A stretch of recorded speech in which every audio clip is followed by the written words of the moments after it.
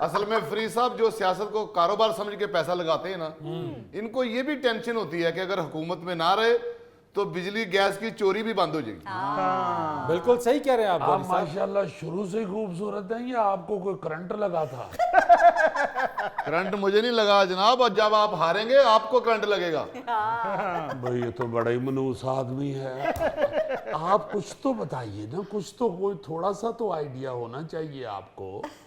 देखे ना कितनी अजीब सिचुएशन बनी हुई है इस वक्त। मैं समझता हूँ कि सियासत का जहाज बड़ा हचकोले खा रहा है। जी जी, हचकोले खा रहा है सियासत का जहाज आप जैसे लोटों के। वो असि तो सुन ही नहीं सकते। एक मिनट जी, एक मिनट, आप क्या बात कर रहे हैं फरीद साहब? आप मुझे लोटा कह रहे हैं? हजूर, मेरी एक सोच है, मेरा एक नजरिया है। आपकी सोच और आपका नजरिया यही है कि हर हाल में इख्तिदार में होना चाहिए। अब उसके लिए कोई भी तरीका आप इख्तियार करें, 2 नंबर तरीका इख्तियार करें, लेकिन आप चाहते यही है कि हर हाल में इख्तिदार के मजे लूटें।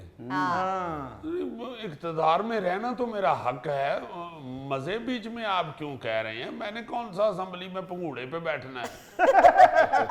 जहाँ बाकी लोग सीटों पे बैठे होते हैं वहीं मैंने भी जाके बैठना है। जी, बैठते तो असेंबली की सीट पर ही हैं, लेकिन उसी पे ही झूले लेना शुरू कर देते हैं। फरीद साहब, आपको एक बात बताऊं, अल्लाह के फजल से हम खानदानी सियासतदान हैं। मेरे बुजुर्गों ने भी, मेरे वालिद साहब ने भी और उनकी औलाद ने भी सिर्फ अवाम की खिदमत को मद्देनजर रखा है। अच्छा, इसीलिए आपके इलाके के अवाम का सत्यानाश हो गया है, कस्मा पुरसी की हालत के अंदर है। वो तो जहां थे उससे भी नीचे आ गए, मगर दूसरी तरफ आपकी जायदादें, आपके असासे, आपके मुरब्बे, आपकी गाड़ियों में ही इजाफा हुआ है। मलिक साहब, उनको क्या, आपके हलके के हर आदमी को पता है जितना पैसा आपकी फार्म हाउस की दीवार पे लगा है उससे कई गरीब लोगों की बेटियां भी आई जाती हैं। हाय, ओ काका, बड़ा तेरा सब तो निकी बेटी का मुंह है। बेटा वो काम भी मैं करता हूँ। अभी पिछले दिनों अल्लाह के फजल से हम 5-7 दोस्तों ने मिलकर 2 बच्चियों की शादी की है। बड़ा एहसान किया आपने अपने हलके के लोगों के ऊपर। लड़ते आप एमएनए का इलेक्शन है और कारकर्दगी आपकी ये है कि 4-5 दोस्त मिल के 2 बच्चियों की शादी करते, और वो भी सिर्फ आप इसलिए करते हैं ताकि फोटो सेशन करवा सकें। हाँ जी, फरीद साहब, आप हैरान होंगे सुन के, मैंने आज तक कभी तस्वीर नहीं बनाई। मैं बिल्कुल हैरान नहीं हूं। वो मेरे इलाके का एक फोटोग्राफर है जिसको मैंने 2-3 दफा झाड़ा भी है।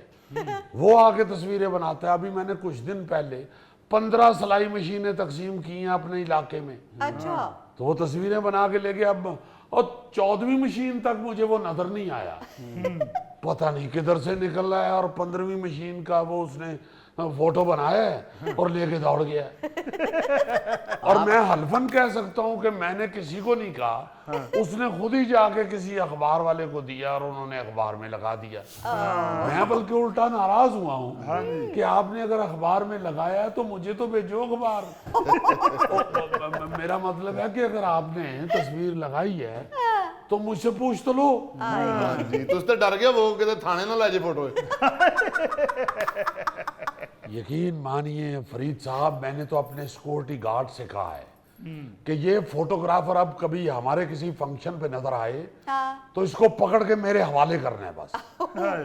वैसे मैं आपको एक बात बताऊं, मैंने इस फोटोग्राफर का इंटरव्यू किया हुआ है और उसने मुझे बताया है कि आप उसको माहाना कितनी तनख्वाह देते हैं। अगर आप कहें तो आपको चला के दिखाऊं इंटरव्यू। फरीद साहब, वो आप तो भाई हैं, आपने तो मशवरे के लिए बुलाया था और अब आप ये क्या आप कर रहे हैं? तो मशवरा लेना फिर। छोड़ के आप जैसे इतने बड़े जो माशाल्लाह हैं जर्नलिस्ट, और जो मैं समझता हूं कि एक नाम है जर्नलिज्म में फरीद रईस साहब का, तो फरीद साहब माशाल्लाह माशाल्लाह, आपने कब जर्नलिज्म शुरू किया था?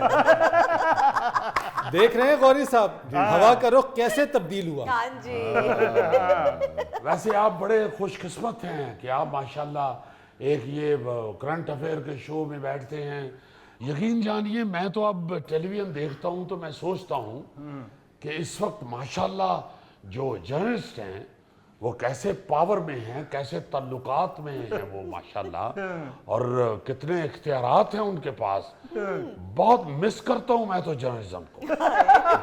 मलिक साहब, ये रोब, दबदबा, इख्तियारात, इस बारे में वो सोचता है जिसने पैसा बनाना होता है। आप जैसा शख्स जिस शोबे में जाएगा ना, वो शोबे का सत्यानाश ही करेगा।